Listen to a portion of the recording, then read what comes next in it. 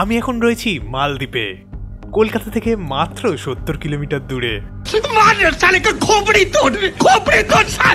শীতের সকালে আবারও আমি বেরিয়ে পড়েছি নতুন একটা ব্লগে। আজকে আমি চলে এসেছি টাকিতে। আর দাঁড়াও, টাকিতে কি এভাবে আসা যায়? টাকিতে আসার জন্য ট্রেনটা ধরে নি আগে।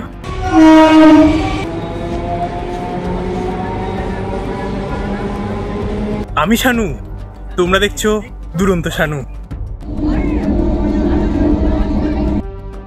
বুঝতেই পারছো, শীতের সকাল, গ্রামের পরিবেশ দেখতে দেখতে আমি চলে এলাম টাকির উদ্দেশ্যে। টাকি আসতে আসতে বেশ কিছুটা ভিডিও করে নিলাম, কিন্তু যেহেতু শীতের সকাল তাই জন্য জানলা খুলে যাচ্ছিল না, আর ট্রেনের জানলাগুলো খুব একটা পরিষ্কার না থাকায় ভিডিওটা অত ভালো হয়নি। যাই হোক, আমরা ফাইনালি চলে এলাম টাকি স্টেশনে। আর এই টাকি স্টেশন থেকে একেবারে বেরিয়ে তোমরা দেখতে পাবে টোটো স্ট্যান্ড। আর এই টোটো স্ট্যান্ড থেকেই তোমরা টোটো ধরে সোজা চলে যেতে পারো রাজবাড়ি ঘাট, কিংবা এখান থেকেই তোমরা বুক করে নিয়ে পুরো টাকি শহরের বিভিন্ন ঘোরার জায়গাগুলো ঘুরে দেখে নিতে পারো। আমরা কিন্তু আজকে এখান থেকে টোটো বুক করে যাচ্ছি না, আমরা এখান থেকে টোটো করে যাচ্ছি রাজবাড়ি ঘাট অবধি। আর এখান থেকে রাজবাড়ি ঘাট অবধি যেতে প্রতিজন মাথা পিছু 20 টাকা করে লাগে। আর এই যে দেখতে পাচ্ছ রাজবাড়ি ঘাট, হ্যাঁ, এখন আর এই রাজবাড়ি তোমরা দেখতে পাবে না। প্রায় 90% অংশই রাজবাড়ির ভেঙে চলে গিয়েছে নদীতে। কিছুটা অংশ এখনো রয়েছে, তবে এই পাশটা দেখতে পাচ্ছ গাড়ি পার্কিং এর একটা বিরাট জায়গা রয়েছে। এখানে কিন্তু অনেকে পিকনিক করতে আসে এই রাজবাড়ির ঘাটে। তাছাড়াও তোমরা যদি নৌকা চড়ে মাছরাঙা দ্বীপ এবং মিনি সুন্দরবনের গোলপাতার জঙ্গল দেখতে চাও, তাহলেও দেখতে যেতে পারো। প্রতিজন পিছু 100 টাকা করে লাগে। যাই হোক, আমরা আজকে যেতে চলেছি মালদ্বীপের উদ্দেশ্যে, তাই জন্যই একটা টোটো বুক করে নিলাম। অ্যাকচুয়ালি মালদ্বীপ যে সাইটগুলোর মধ্যে পড়ে, তার মধ্যে তোমরা গোলপাতার জঙ্গল, কর্নেল রায়চৌধুরীর বাড়ি এবং নলকূপ, এই 4টি জিনিস তোমরা দেখতে পাবে 350 টাকায়। আমরা আস্তে আস্তে মালদ্বীপ রিসোর্টের সামনে চলে এলাম। টাকি হলো ইছামতির ধারে ছোট্ট একটা শহর, আর এই টাকি শহরটা দিন দিন কিন্তু খুব সুন্দর করে সাজিয়ে তোলার চেষ্টা করা হচ্ছে। ঢোকার সময় ডান দিকে তোমরা টিকিট কাউন্টার পেয়ে যাবে। গেট দিয়ে ঢুকেই তোমরা দেখতে পাবে দুটো সাদা ডানা আলা পরি রয়েছে দাঁড়িয়ে নমস্কারের ভঙ্গিতে। যাই হোক, তাছাড়া ডান দিকেই তোমরা দেখতে পাবে এখানে গাড়ি পার্কিং এর বেশ বড় একটা জায়গা রয়েছে। আর পিছন দিকে একটা মাঠের মতনও রয়েছে, কিন্তু আমি তোমাদের পরে দেখাবো সেটা। আর এই জায়গাটার খাঁচার মধ্যে অনেক বদ্রি পাখি রয়েছে, দেখতেই পাচ্ছ। গরমকালে যদি তোমরা এই রিসর্টে ঘুরতে আসো একবেলার জন্য, তাহলে এই বিচুলি দিয়ে ঘেরা জায়গাগুলোয় বসে বেশ কিছুটা সময় কাটিয়ে যেতে পারো। জায়গাটা কিন্তু সত্যি খুব ঠান্ডা হবে সেই সময়। আর এইখানটা দেখতে পাচ্ছ অনেকগুলো হাঁস রয়েছে, জাস্ট চান করে জল থেকে উঠেছে। সত্যি জায়গাটা কিন্তু অসাধারণ সুন্দর। আমার পিছনে দেখতে পাচ্ছ এখানে রয়েছে জিপ লাইন, দেখতে পাচ্ছ এখানে জিপ লাইন রয়েছে, সাইকেলিং এর জন্য রয়েছে। এগুলোর জন্য যদিও আলাদা টিকিট কাটতে হয়। আর এই মালদ্বীপ রিসোর্টটায় ঢোকার জন্য পার পার্সন 20 টাকা করে লাগে।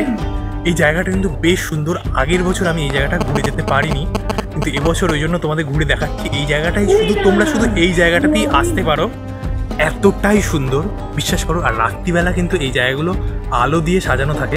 রাতের বেলা এই জায়গাটা পুরোটাই আলো দিয়ে মুড়ে দেওয়া থাকে, ফলে দেখতে অসাধারণ সুন্দর লাগবে।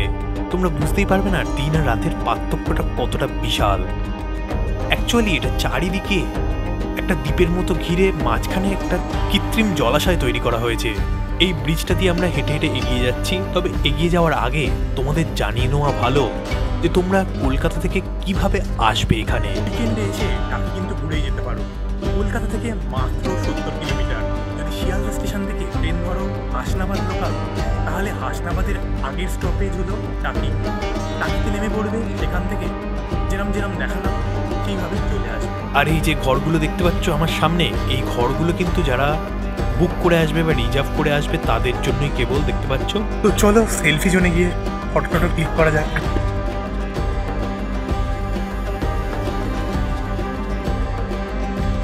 পাথর দিয়ে সাজানো একটা পাহাড় আমার জাস্ট পিছনে দেখো। ভিডিওটা কেমন লাগছে অবশ্যই তোমরা কমেন্ট করে জানিও, আর একটা লাইক করে দিও। আর সামনে কিন্তু সরস্বতী পুজো আসছে, বুঝতেই পারছো। আমি আর বেশি কিছু বলবো না। যাই হোক, আর তোমরা যদি এই মালদ্বীপ রিসর্টে ঘর ভাড়া বা বুক করতে চাও, তার জন্য আমি তোমাদের স্ক্রিনে এই ফোন নাম্বারটা দিয়ে দিচ্ছি, এই ফোন নাম্বারে যোগাযোগ করতে পারো। যারা ধরো শহরে থাকতে থাকতে বিরক্ত হয়ে গেছো তাদের দৈনন্দিন জীবনে, তো এরকম একটা জায়গায় কিন্তু এসে ঘুরে যেতেই পারো 2-1 দিনের জন্য। এই জায়গাটা কিন্তু বেশ ভালো লাগবে। ইছামতির ধারে এত সুন্দর জায়গা, তার উপর এরকম একটা রিসর্ট, অসাধারণ লাগবে। সব রকম সুযোগ সুবিধা কিন্তু এখানে রয়েছে।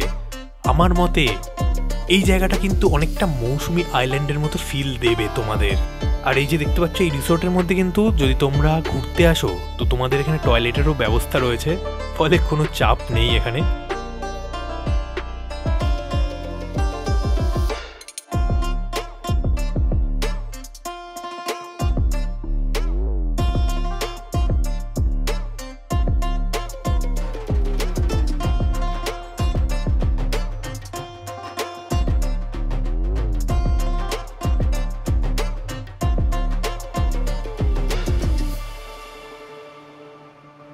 মানে তোমরা যদি এখানে ঘুরতে আসো এক বেলার জন্য, তাহলে বেশ ভালো লাগবে।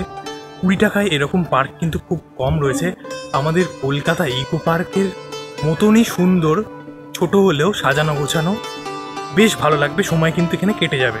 আর জায়গাটা কিন্তু বেশ নিরিবিলি গ্রাম্য পরিবেশের মধ্যে দেখতেই। এই যে আমি এখন যে দড়ির ব্রিজটার ওপর দিয়ে হাঁটছি, এটা কিন্তু দিনের বেলায় যতটা না সুন্দর লাগছে, তার থেকেও রাত্রেবেলায় কিন্তু এই ব্রিজটা আরও বেশি সুন্দর লাগবে। তার কারণ এই দড়িগুলোতে আলো লাগানো রয়েছে, আর সেগুলো কিন্তু জ্বলবে। এই জায়গাটাও কিন্তু সুন্দর করে একটা ছোট্ট পার্কের মতো সাজানো রয়েছে। তবে আমি দেখছি এই পার্কগুলোতে বাচ্চাদের থেকে বড়রাই বেশি দোলনা চড়ছে। যাই হোক, কি আর করা যাবে।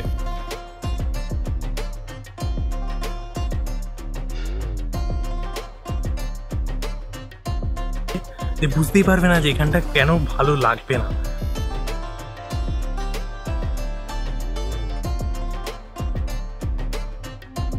আর এই জায়গাটা কিন্তু একেবারে ছোট ছোট বাচ্চাদের অ্যাক্টিভিটি এরিয়া, এখানটাও কিন্তু খুব সুন্দরভাবে সাজানো রয়েছে।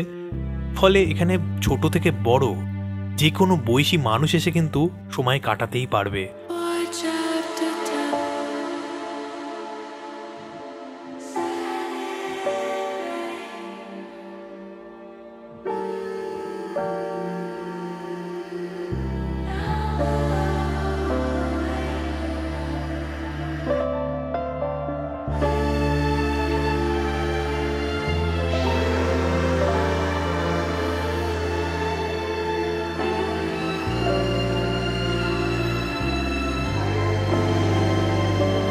শীতকাল মানেই খেজুর গুড়, আর খেজুর গুড় কিন্তু এই টাকির গোলপাতার জঙ্গলে বেশ ভালো পাওয়া যায়।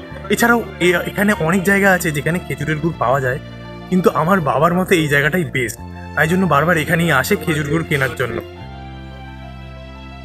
এই যে গোলপাতার জঙ্গলের সামনে যে রাস্তাটা আছে, 10 টাকা টিকিট কেটে ঢুকলেই এখানে দেখতে পাবে অনেক খেজুর গুড় নিয়ে বসে আছে বা রস নিয়ে বসে আছে। এই জায়গায় কিন্তু সবথেকে ভালো খেজুরের গুড় পাওয়া যায়। এছাড়াও খেজুর গুড় ছাড়াও গামছা রয়েছে, নানা রকম যেমন ভাজাভুজি বিক্রি হচ্ছে, অনেক কিছু এখানে বিক্রি হয়। কিন্তু আগের বছর এখান থেকে গুড় নেওয়া হয়েছিল, এবছর এখান থেকে গুড় নেওয়া হয়েছে। যাই হোক, কেমন হয় পরে অবশ্যই জানাবো তোমাদের অন্য কোনো ভিডিওতে। তবে আজকে শনিবার হলেও গোলপাতার জঙ্গল কিন্তু বেশ ভালোই ভিড় ছিল, অসম্ভব ভিড় বলা যেতে পারে। প্রায় 50-60 জন কিন্তু একসাথে আমাদের সাথে এন্ট্রি করেছিল।